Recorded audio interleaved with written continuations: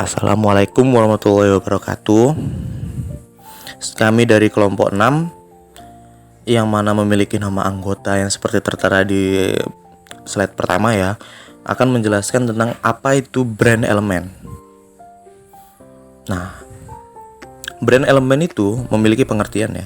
Brand elemen disebut juga dengan brand identity, yang mana merupakan pembeda suatu produk dengan produk lainnya. Pembeda yang dimaksud di sini itu adalah bagaimana konsumen bisa melihat brand tertentu yang berbeda, yang mana akan membuat suatu ketertarikan tersendiri bagi konsumen. Karena konsumen juga pasti memiliki kesukaan yang berbeda-beda ya, tergantung dengan brandnya cocok atau tidak, itu pembedanya. Jadi agar brand ini bisa lebih memiliki pembeda dari yang lain, sehingga ada konsumen yang bisa lebih mengerti tentang pembedanya. Lalu elemen utama yang menjadi pembeda adalah nama merek, logo, simbol, karakter, kemasan, dan juga slogan sebuah brand. Dan salah satu tolak ukur membangun sebuah brand dapat dilihat dari elemen yang dikenal dan dilihat dalam sebuah brand itu sendiri. Lalu Keller sendiri pernah menjelaskan bahwa dalam pemilihan brand elemen itu ada 6 kriteria. Apa saja itu? Nanti akan dijelaskan di slide selanjutnya. Kriteria dalam pemilihan brand elemen. Yang pertama, memorability. Bentuk elemen brand harus dengan mudah dikenali dan dapat dengan mudah diingat kembali. Yang kedua, meaningfulness. Dapat dijabarkan dengan jelas arti dari elemen brand tersebut secara deskriptif dan juga secara persuasif tentang hubungannya terhadap sebuah produk. Yang ketiga, likable. Bentuk, warna, atau nama harus dirumuskan secara menarik agar dapat mendapat perhatian konsumen dan juga memiliki nilai estetika yang baik.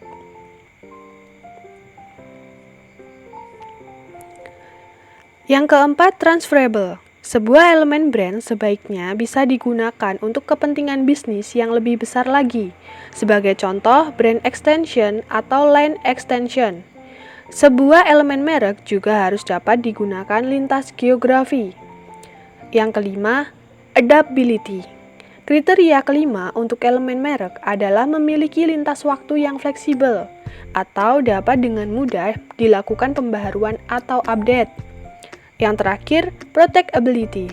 Setelah melakukan pemilihan elemen merek, maka hasil pilihan tersebut harus dilindungi secara hukum maupun citra kompetitif secara internasional. 6 kriteria tersebut dapat membantu untuk membentuk dan merencanakan brand yang akan kita bentuk, dan brand tersebut akan membangun persepsi yang ada di benak masyarakat.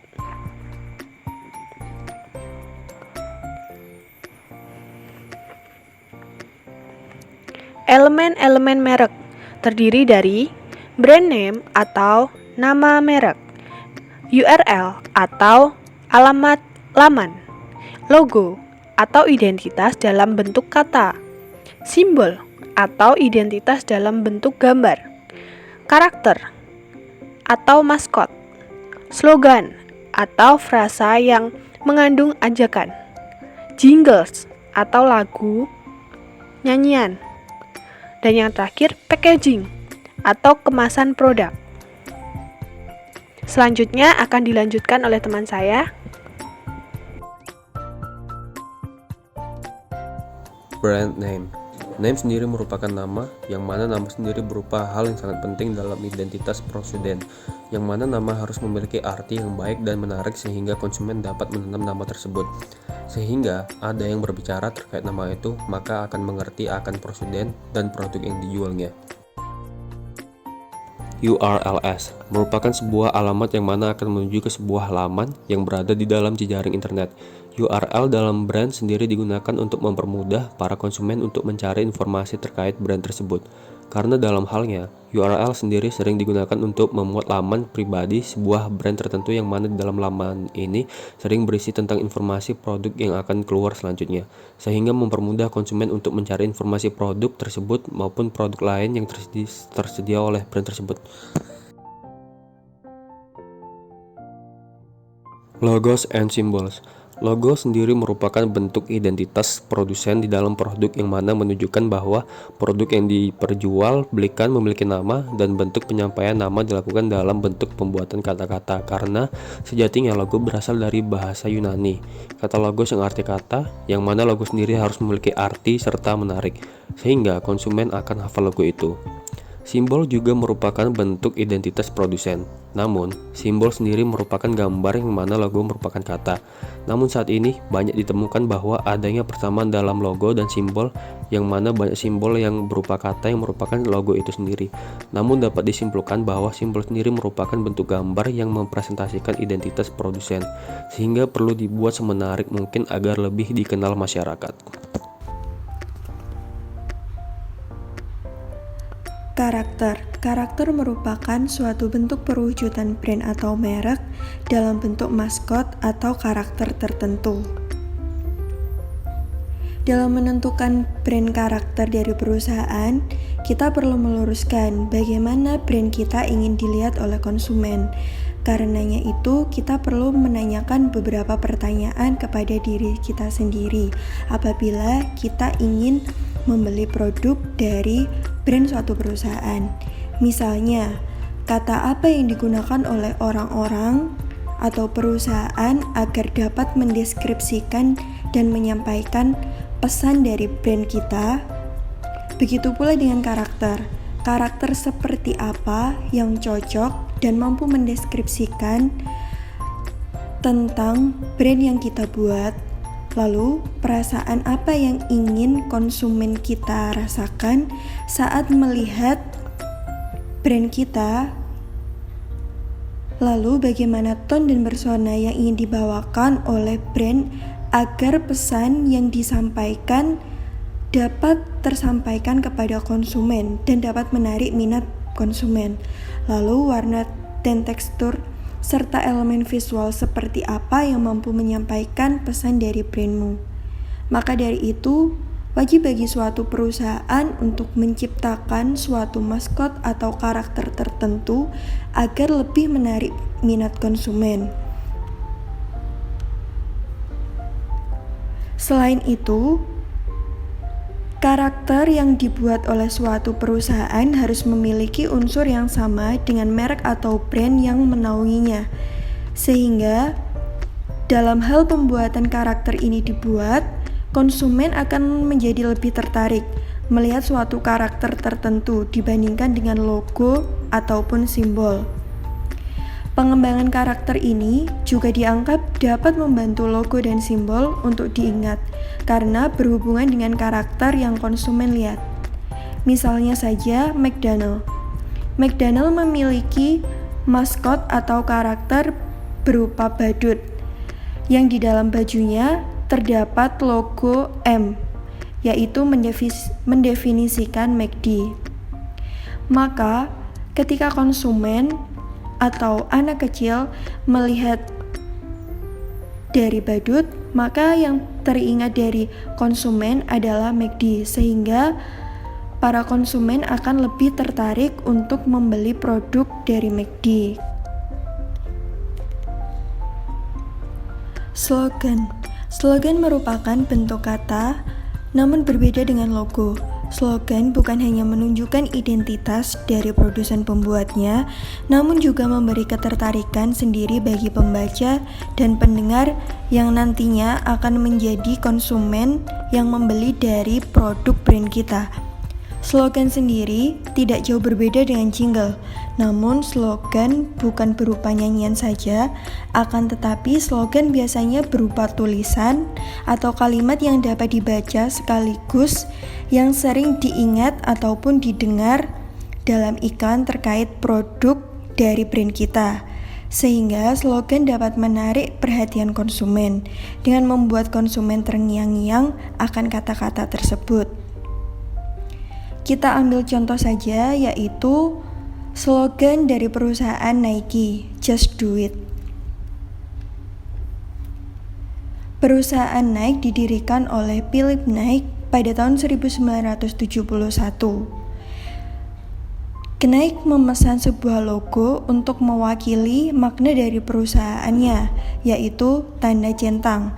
Dan pada tahun 1971 juga, Nike berpikir harus membuat slogan, yaitu Just Do It. Just Do It dalam produk Nike ini berarti lakukanlah, akan memberikan dampak yang luar biasa. Nike berharap perusahaan yang dirintisnya dari sesuatu yang sederhana dapat menjadi perusahaan besar dan tidak lupa akan kesederhanaan. Dan benar saja, hingga saat ini brand Nike menjadi salah satu perusahaan paling besar di dunia. Lalu hal yang menarik dari produk Nike ini adalah tanpa tulisan Nike sekalipun, hanya dengan melihat logo centang atau slogan Just Do It, maka orang-orang akan teringat ini adalah produk Nike yang sangat terkenal dan para konsumen akan tertarik untuk membelinya. Maka dari itu, slogan sangat penting dibuat bagi suatu perusahaan atau brand tertentu agar dapat menarik konsumen untuk selalu mengingat dari brandnya. Selanjutnya ada jingle.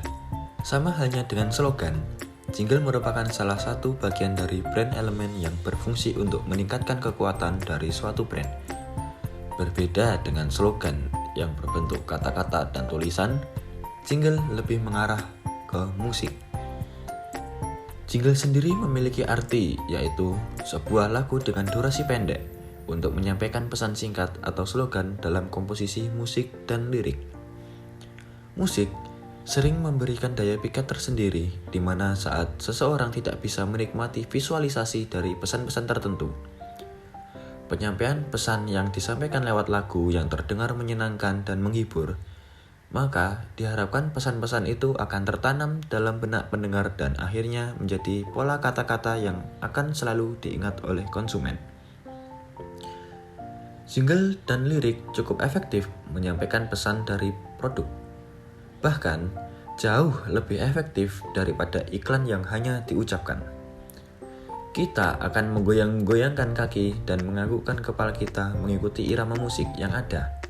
Sementara pikiran kita terbawa melodi dan lirik. Ini adalah cara berkomunikasi tersamar yang akan kita ingat. Hebatnya, cara ini dapat membantu kita mengingat hal-hal itu lebih dari 20 tahun. Seperti contoh, yaitu jingle dari iklan Indomie. Iklan Indomie dengan jingle Indomie seleraku merupakan iklan yang dibuat pada tahun 1997. Hebatnya, jingle ini masih terngiang-ngiang di kepala kita hingga saat ini. Hal ini membuktikan jika jingle sangat efektif untuk membantu iklan dari suatu produk seperti contohnya iklan Indomie bertahan di ingatan kita selama lebih dari 24 tahun. Packaging atau pengemasan suatu produk berfungsi melindungi barang agar tidak rusak. Seringkali kita membeli sesuatu barang dengan keadaan produk yang cacat atau rusak. Hal itu dikarenakan pengemasan yang kurang baik. Fungsi berikutnya adalah mempermudah pembeli untuk membawa produk. Tidak semua produk mudah untuk dibawa, apalagi jika produk tersebut berbentuk kecil dan dengan jumlah yang banyak. Biasanya, bagian pengemasan ini direncanakan dengan mengadakan observasi dan analisa lapangan terlebih dahulu. Penelitian ini meliputi bentuk, bahan, warna, dan desain yang tepat. Bahan yang digunakan dapat disesuaikan dengan produk, sedangkan warna akan menyesuaikan dengan logo brand. Bentuk dan desain juga menjadi faktor penarik minat yang besar. Kemasan produk adalah media promosi yang paling sempurna. Mengapa? Karena setelah membeli produk, kemasan akan ikut terbawa pulang oleh para konsumen. Ini dapat dijadikan sarana branding untuk menyampaikan berbagai hal seperti kegunaan produk, moto atau slogan, jargon, dan sebagainya. Jadi, selain berfungsi sebagai pelindung dan membantu konsumen membawa produk, kemasan atau packaging juga berfungsi sebagai media branding. Desain kemasan harus dipikirkan dengan matang agar menjadi media branding yang tepat. Contohnya seperti kemasan teh kotak. Kemasan teh kotak memiliki bentuk kotak sesuai dengan nama brandnya. Warna yang digunakan dalam kemasan teh kotak juga berkaitan dengan logo dan juga memiliki kombinasi warna kemasan yang pas dan enak dipandang. Hal ini dapat menguatkan branding dari teh kotak itu sendiri, karena konsumen akan menilai jika minuman teh dengan kemasan kotak pastinya adalah teh kotak, dan akan menjadi ciri khas tersendiri bagi pihak teh kotak di mata masyarakat. Demikian presentasi atau materi yang dapat kami sampaikan. Saya Solihuddin Al-Faruqi, mewakili kelompok 6, pamit undur diri. Terima kasih. Wassalamualaikum warahmatullahi wabarakatuh.